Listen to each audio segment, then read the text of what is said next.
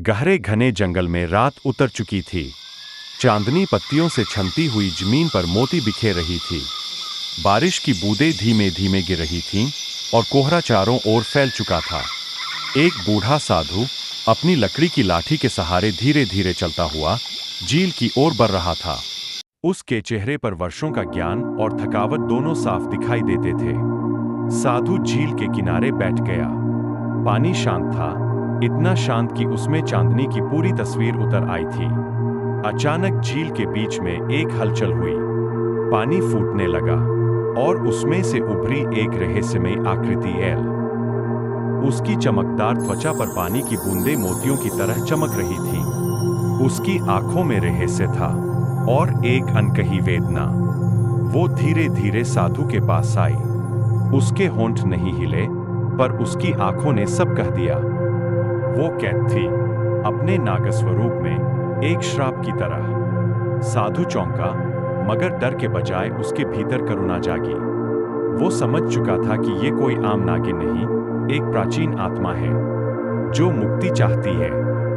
साधु और नागकन्या एक जंगल के खुले मैदान में आमने सामने खड़े थे। दोनों के बीच एक अनजाना आकर्षण था, आध्यात्मिक मगर खतरनाक।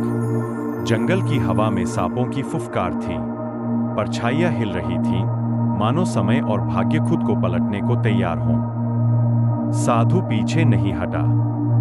अब साधु एक प्राचीन रत्नजटित अलमारी के सामने खड़ा था। यही वो रहस्य था, नागकन्या की मुक्ति का स्रोत।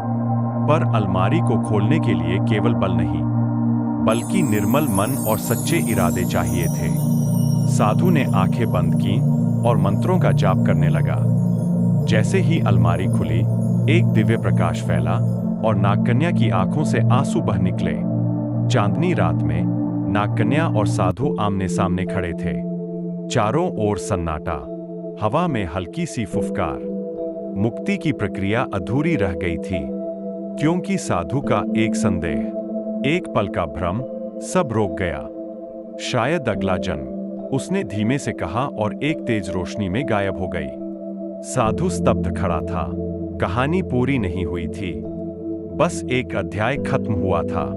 वीडियो को लाइक और चैनल को सब्सक्राइब करें ताकि हम वीडियो का पार्ट 2 जल्द ले आए।